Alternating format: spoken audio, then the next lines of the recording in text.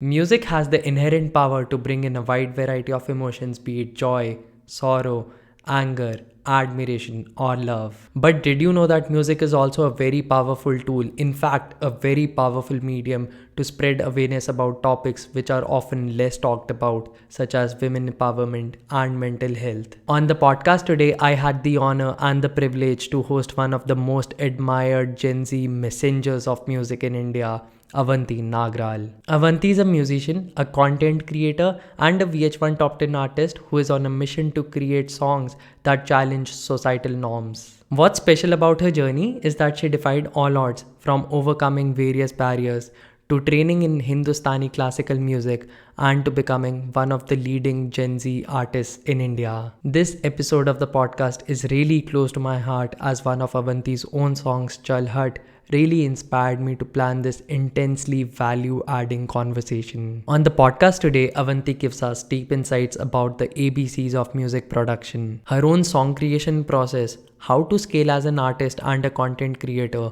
about social media, mental health, and a lot more.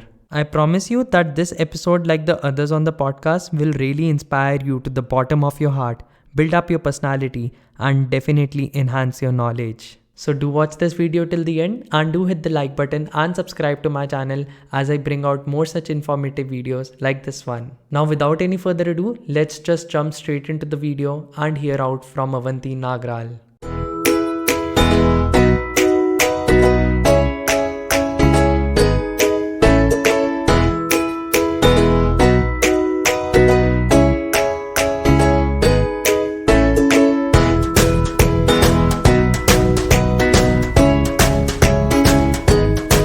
Welcome to the podcast, Avanti. I'm super excited to have you on the show today. How are you doing? I'm doing well. Thank you for having me, Surya. It means a lot, and I'm excited to chat with you. I'm excited to chat with you as well and getting to know about your journey and whatever is that you have done. So first of all, many congratulations to you on making it to the VH1 Top 10 list. Thank you. Thank you so much. And I've listened to a lot of your songs, and the first one which I heard and quite resonated with was Chal Hatt, which talks about the huge amount of indifferences and prejudices which exist in the society today. And Yeah. I've noticed that for most of your songs, there is some social issue which you portray or highlight. So where did all this inspiration come from, and how did your professional musical journey essentially start? That is a long question. I will give a very short answer. I've been doing music for many years. My dad plays the tabla. By profession, he's in the technology field, but I grew up, wo kehte hain, wo mahol hota hai ghar pe. So I grew up around that, right? And I was born in the US and, grew up doing devotional music and bhajans and things like that. Then when I moved to India, I started training in Indian classical music. I went to a Christian high school, so choir music, so I had exposure to a lot of different things, and I would do everything and anything possible musically in school. So all the inter-school competitions, all the choir stuff. I also started doing some professional theater when I was in high school, essentially, and through that started doing all of that and fell in love with the stage even more. So music's always been a part of my life. The other thing that's also been a huge part of my life is a passion for health and social impact. Part of that comes from my own personal health journey. I've had a lot of physical health issues through my life, and if you'd like, I can get into that later on. But I realized, for me at every point, music had been something that was very healing for me. And I realized its potential beyond just a medium and more like a vehicle, if you will. And so when I was a teenager, for the longest time I wanted to be a doctor. Then I wanted to do something in the global health space. And then when I was a teenager, I knew that I wanted to figure out how to marry my two loves, right? This purpose I felt toward health and education and impact, and my passion for music and the arts. And so for the longest time, I thought it would be the other way around, where I would potentially be working in the global health space and figure out how to work with artists and other folks. But I decided to be an artist myself, and it's been such a joy and such a pleasure. It's been a difficult journey for sure, but I'm really grateful for the opportunities, and it's important to me that my music, whether it's a theme like you mentioned, a social issue, or even an emotion, right, that we all feel, there's some intention behind it. it's not always going to be pushing forward impact in the same way, but the intentionality to me is really, really important. And whether that's through an emotion, through a thought, or through a process, that's really, really important to me. Wow, and I come from a musical family as well. So my dad plays like the harmonium, my brother plays the guitar and keyboard, and I also, used to play tabla and conga back in my school days. And what I've realized about music is its inherent power to influence the society in a very positive way and form narratives in the minds of the entire community. And I must say that you have been a true inspiration for a lot of people, including me, for the work you have been doing and the community you have been building. Also, there are quite some challenges which you just talked about, which everyone has to go through while making their mark in any field, and probably you must have also faced certain challenges. So what were some of those, and how did you essentially manage to overcome them? Yeah. So one thing is, this is true in any field, but particularly in a creative or non-traditional field, you will hear 100 more no's than you will yeses, and you get rejected pretty much on a daily basis, right? And today, especially with social media, numbers matter, but they also don't. However, they've made us live a life where we're constantly seeking out validation, right? And it's bound to go in ebbs and flows, and it can get to you a lot, especially if that's your source of income, right? So there's a lot that goes into it. In terms of making your mark in a creative field, right? A lot of it is, especially if you don't come from say a well-connected family in that industry, or essentially you don't come from that background, then you have to figure out ways on your own, and you can have access to resources, but it's all about who you know, how you meet them, hustling through things, and it's taken a lot of hard work. The other thing that's challenging when you do a creative field is you don't have a stable paycheck, right? In many other jobs, you have a paycheck that comes in every month or comes in every year. But when you're doing a creative role, or when you are running a startup, which, being an artist is pretty much like that, and I can get into that more if you would like, any creative field or anything where you're working for yourself, you have to do everything, and you may not get paid for anything, at least at the start, right? And so it's a lot of hustle, it's a lot of work, it's figuring out how to diversify your sources of income, things like that. But the satisfaction at the end of the day is incredible, if it's something that you love to do. And this is true for anything, right? If you do what you love to do, it won't feel like work, if that makes sense. There was a time I remember, so I'd taken a year off between high school and college because I was doing this theater show called Agnes of God, and I had started writing original music then and all that. And during that year, there were also some ad agents and casting directors who were interested in potentially casting me in certain films and ads and things. And I remember going for a bunch of these auditions and hearing such interesting things coming out of them, where I was in the shortlist process for this film, and essentially we got a call that said they found out that I was going to Harvard, and they were like, "Oh, she's too smart for us." And I was like, what does that have any correlation to do with this? But they're like, "नहीं, वो चालाक होगी, हमारे लिए नहीं जमेगा," And then they're like, also, उसकी छाती बड़ी नहीं है. Essentially, they were saying I didn't have big boobs, right? And so, how superficial, I understand, right? In terms of, and sometimes you need certain things for a certain role, but just, it wasn't something that I enjoyed. And so I was very clear that I wanted to, while I enjoyed the art forms such as acting and other things, I was clear that I wanted to make a way for myself first before dabbling into them, right? Which is why music is very self-driven if you're an independent artist, but even being a creator, you are driving that engine.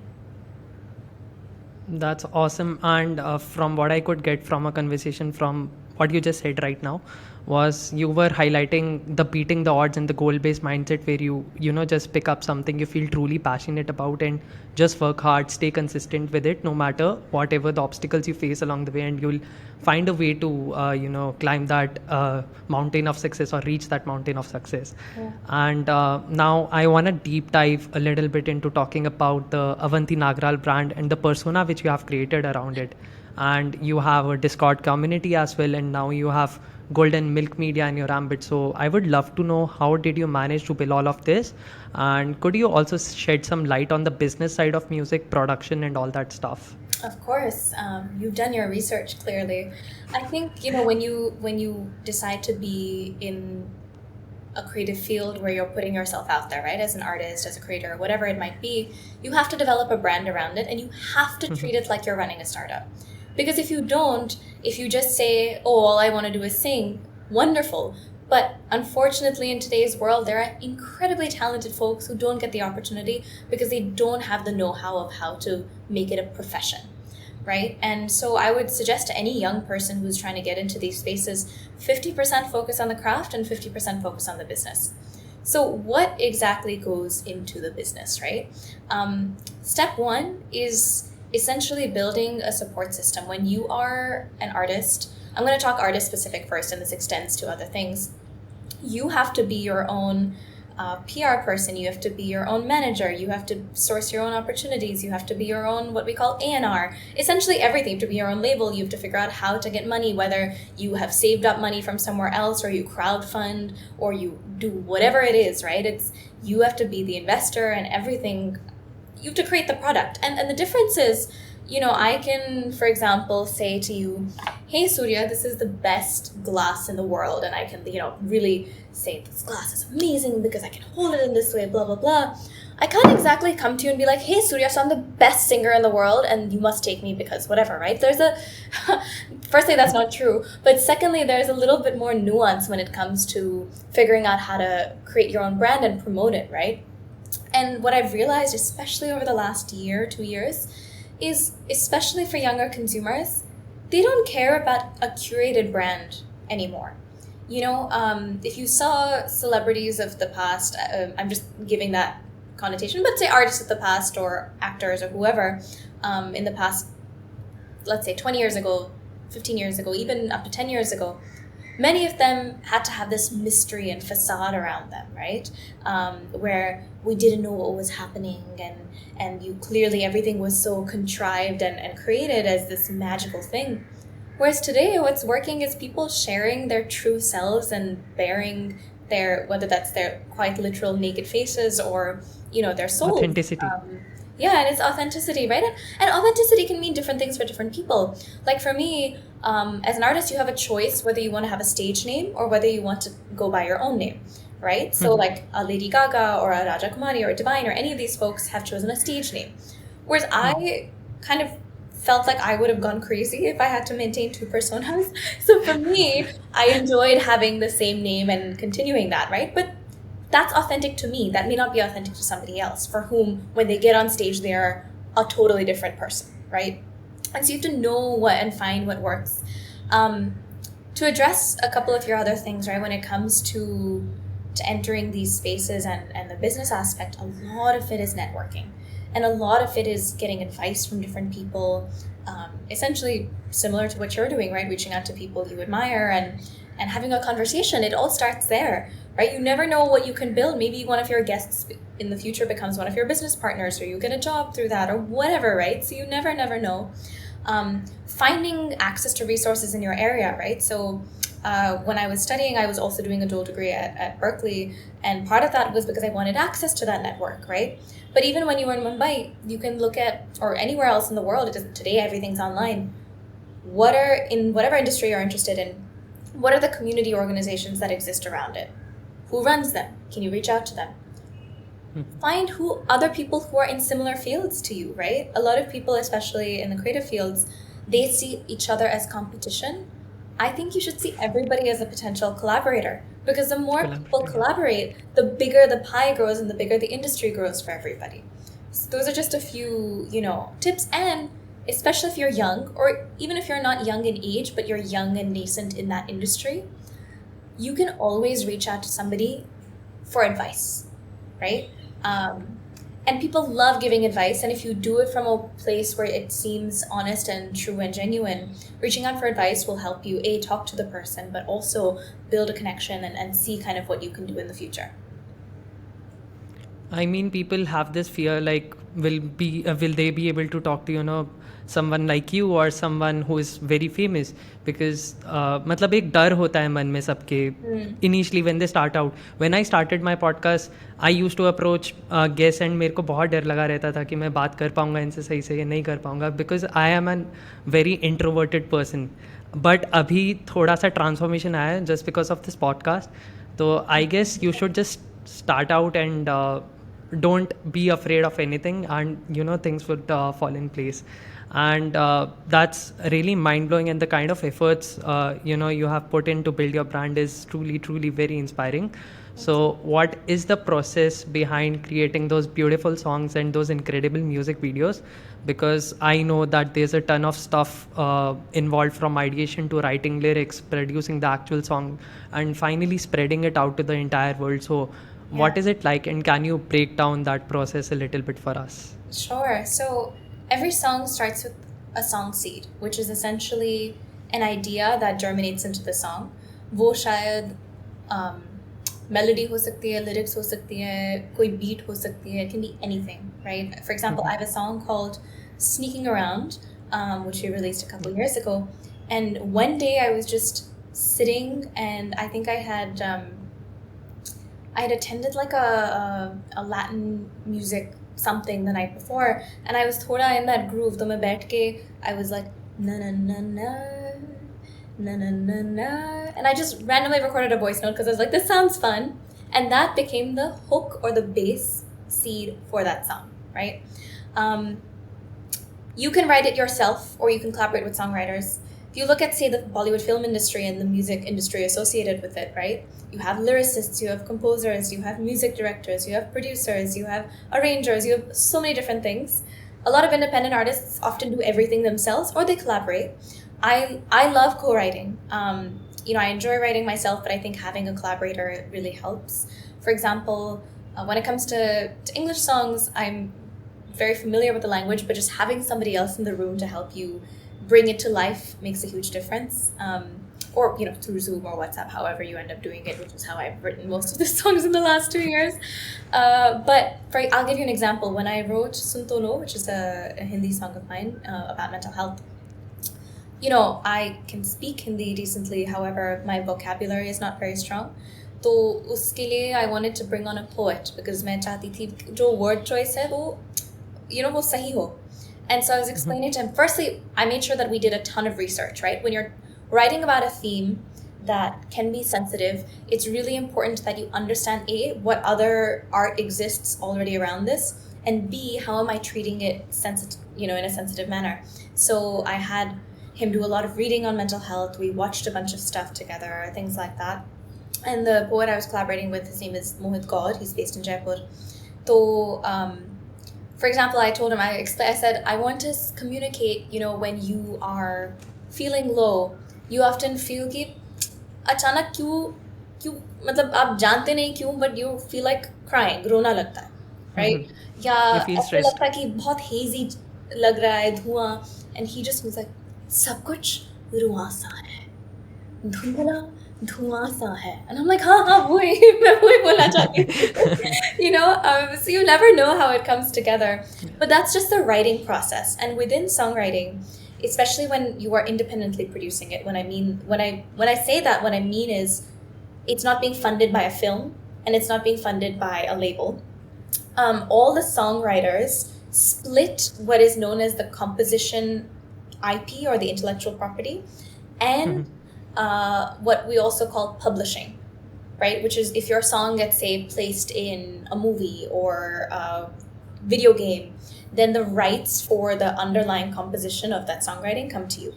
The other side is the master, which is the person who records it, right? So like a lot of people may know who Rihanna is, right? Rihanna is an incredible artist. She writes maybe 1 or 2 of her songs. Otherwise, she pretty much has never written a song, right? Or she's involved in some way, and that's totally fine. And in her case, she knows how to add her Rihanna-ness to the song, right? Or forget that, like most of our playback singers, they don't write, right? You have a composer and a lyricist and whatever, so they are the recording artist for that. And so those are just the baseline rights. Then when it comes to the process, you have to have somebody who records you. So the recording engineer, you have to have a studio. Sometimes you have somebody called a vocal producer who helps you get the best vocals out. Then you have a music producer who adds on the beats and the music and, essentially elevates the song. Then you have something called mixing, which is adjusting all the levels together. Then you have something called mastering, which is making sure that you don't have any clipping and it can be heard on any speaker across the world. And that's just the song. Then comes the video where you might involve 10 people or one person, depending on the budget. Then comes, the distribution. Do you work with a label or do you work with an independent distributor? How are you protecting your rights? Then you have lawyers and you have just like it goes on and on and on. And so creating a song is not as simple as sitting and writing it, especially if you want to put it out in the world. And today, you have to actively think about marketing strategies, radio, streaming, social media. Some folks with big budgets get stuff placed on billboards, things like that. So the world is your oyster, and really being creative with that. For me, because it's really important that we're really intentional. For example, with Sintolo, the song about mental health, I partnered with about 50 mental health organizations all across India to be able to provide those resources to folks who came, right? Because there are a lot of people who discovered the song and were sharing a lot of their own struggles, and we wanted them to be able to have access to help. So we were able to provide those resources. And in turn, then, of course, the mental health community found out about the song, and, it benefited everybody. I recently tried to seek out therapy. I mean, I did, which was wonderful.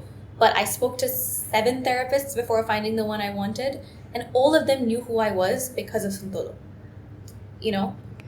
Which means that our targeting was like on point, but it was also I wanted someone who didn't know me, but it's fine. That's really a lot of hard work which you have to put in on a daily basis. And now I want to extend this question to one of your videos which I recently saw, and usme you were composing a song on the spot, and the video was titled "I Smoke, I Drink, I Gamble." So how do you come up with these lyrics for the songs on the spot? I would love to know that. It's one of when you're an artist and you're constantly performing, abhi obviously it's different because of COVID, you're often performing the same material, right? It's your songs, some covers, and it sometimes gets repetitive.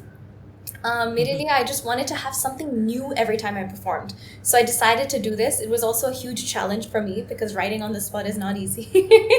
But you just have to have quick wit, good memory, and practice doing it, right? The first time I did it, I was scared. And I honestly, I think I did okay because I was just like the adrenaline and the fear.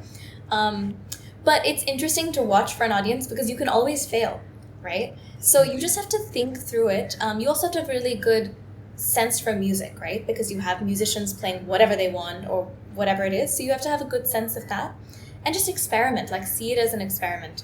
If anybody is interested in, I guess, tips for, I wouldn't say practice rhymes necessarily, but read more, listen to more songs, because then things will start to, you'll be better with your words and your vocabulary, and you'll also be better at coming up with melodies. That's awesome. Now, coming on to your growth as a content creator on YouTube and social media, I absolutely adore the variety of content you create, from music collabs to those extremely fun reels to talking and spreading awareness about things that are often considered as taboo topics. So how do you manage to do all of that? And I would love to know what really drives you to engage in and to deliver such heartwarming things. You're so kind. I have always known that I've wanted to be a voice beyond just music. And I've realized, I'm grateful that younger audiences, they want to know you and then everything you do, right? And so it's really just me sharing aspects of my life and things that matter to me and I care about. But also being intentional, knowing ki, for example, Meri Zindagi Mein, I've been grateful that my parents, all my grandparents were educated and they were all doctors, right? My parents are not just fully educated, but they also went to the US to study, which is not common for everybody. And so, us wajah se, they have exposure to a mindset that is slightly different. And so even though some of these conversations that I've been having about, say, sex or sexual health or periods or mental health or all of these things we consider taboo, it was a journey to even have those with them, both offline and then online. But it's much easier than I know in a lot of people's homes, right? Because of the lack of exposure. And I realized just one conversation can sometimes change someone's mindset. It can open up so many doors. It can open up avenues. It can allow people to, say, broach a topic with their parents because they are too scared to talk about it, but they're like, hum ye saath mein video dekhenge and then let's have a conversation.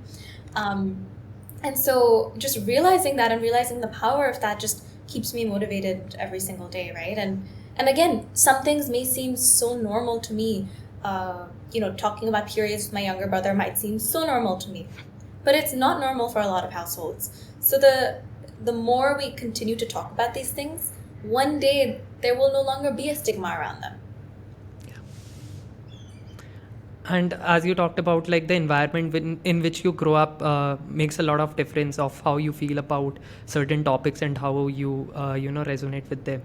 So and I was also reading an article about you conducting research in the areas of music therapy and CPR, which is genuinely a great thing to do because I myself strongly believe in healthcare and treating people and education as well. So these two causes are personally very, very close to my heart. So I really want to know from you about the power of music therapy and your experiences with it. I believe in the power of art, and I believe in the power of the youth. And with art, I briefly mentioned earlier, but I'll give you an example. When I was about 15, right before my boards, I lost my eyesight in my left eye. And it was because of a brain virus that I had. Fortunately, it came back, and I'm okay today, barring a couple things. But it was a very scary time, and for somebody like me whose whole identity before that had been predicated on me being a good student, right? मैं पढ़ाई में अच्छी थी, मैं other extracurriculars करती थी, but like I was a good student, I was trying to get into good college, all of that. मैं hospital से वापस आई and I could not remember anything.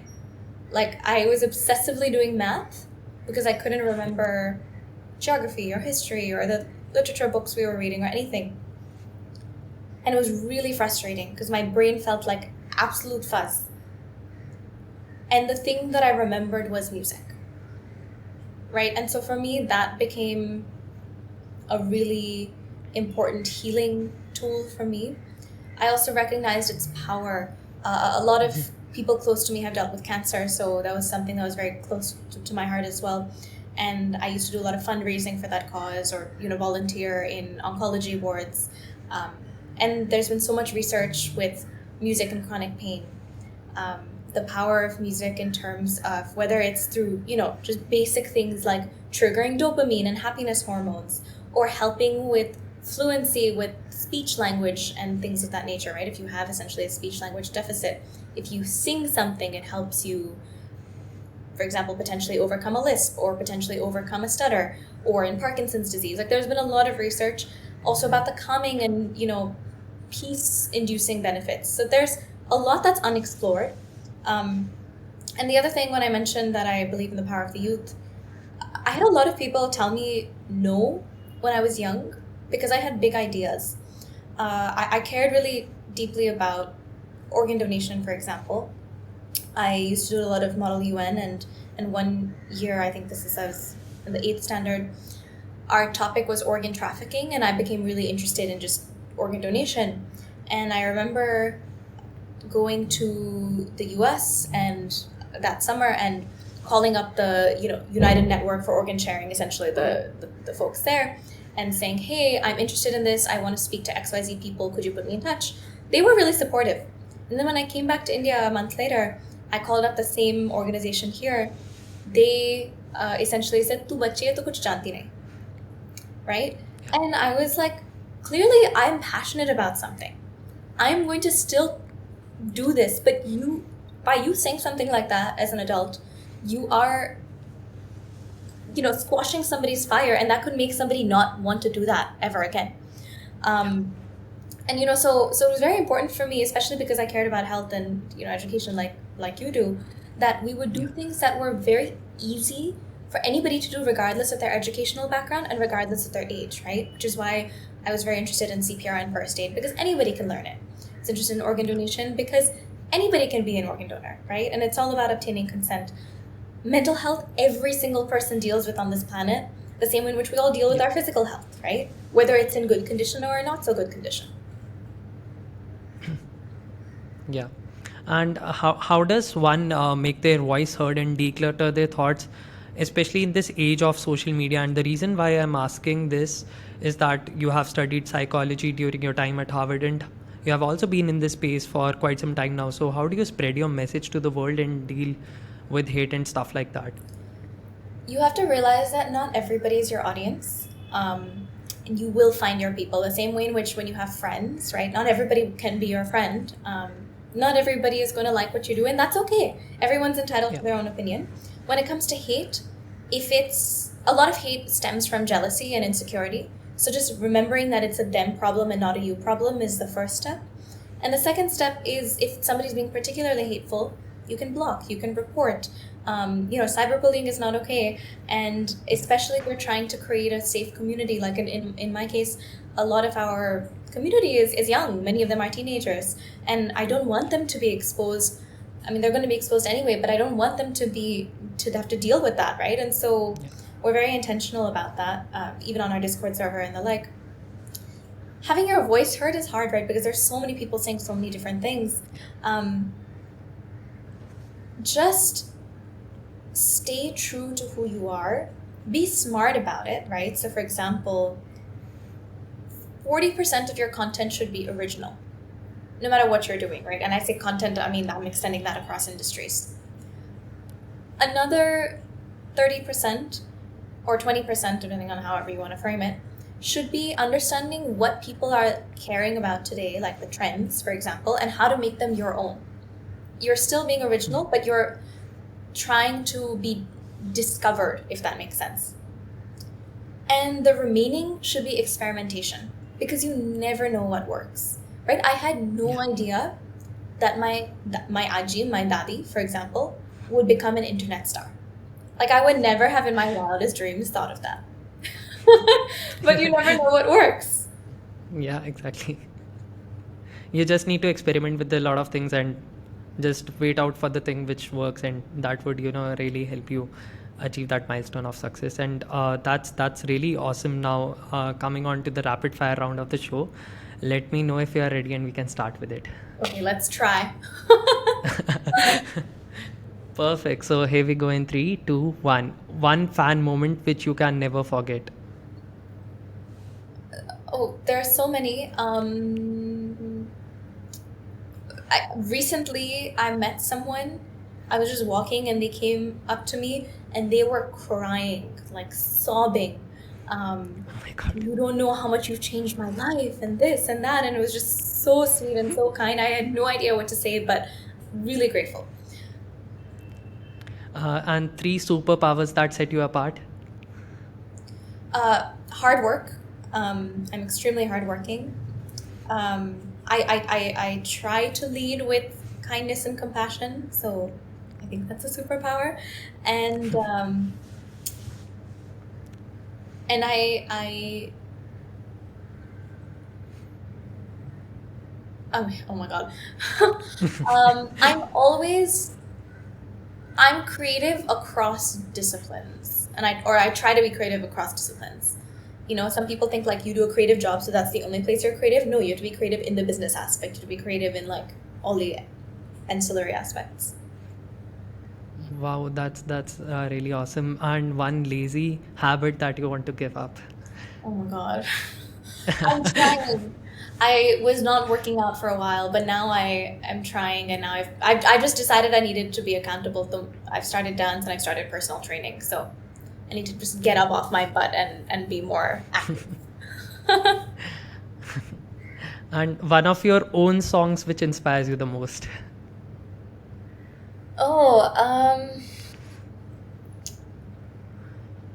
As of the released ones, probably Sundoro. And this is the last one. So one advice you would like to give your younger self. Stop worrying about what other people are saying, because कुछ तो लोग कहेंगे, लोगों का काम है कहना. Okay. and just you do you. Also, you may think right now that you are going to be doing something and you have no idea what your actual job is going to be. So do not close your mind to any opportunity. Wow, that was a super fun round, Avanti, and I'm sure you must be having some amazing plans for the future. So, do you mind sharing some of those? And also, do you have any book or podcast recommendations for our listeners? Ooh, book Seven Habits of a Highly Effective Person or Highly Effective Teenager. There's two versions. Podcasts, there's so many. Well, definitely make sure you go check out the rest of the episodes on this podcast and go subscribe. But besides that, there's some really cool podcasts on NPR. I really like the IVM podcasts that come out of India, and there's this supermodel named Ashley Graham who has a really cool podcast. She hasn't done a few episodes in a while, but I just love how those conversations go. And your other question was a piece of advice? Plans for the future. Plans for the future. See, the older sister in me wants to keep giving advice. My plans for the future. We'll come to that as well. We have a lot of new music, a lot of new content and projects in the pipeline for you this year. I've also been pouring my heart and soul into another business venture that is related to this and related to creating opportunity for young creatives. I can't say much more right now, but you'll find out soon. I'll give you a clue. It's all about having your sapni come true. That's all I can say. Okay, and I'm really excited for that. And also, we generally ask our guests to leave us and our listeners with some words of wisdom. So, what would be your message to people across the world, especially those who are passionate about music, art, or becoming a creator? Yeah, don't let anybody tell you can't do something just because you are too young, too old, too X color of your skin, X gender, whatever it is. You can do anything you put your mind to. And especially if you do something that's off the beaten path, you will have a lot of people telling you that you're wasting your time. But time is never wasted if it's doing something that you love and it's doing something that you're passionate about. And other stuff will come. That's really incredible, and thank you so much, Avanti, for those extremely inspiring words of wisdom. And I'm quite sure that your story will go on to inspire millions across the globe. And today it feels like the mission and the dream for which I started this podcast, to deliver exceptional stories like yours to people across the globe and make this world more empathetic and kinder, is coming closer to reality because of people like you who inspire us all and make this world a better place to live in.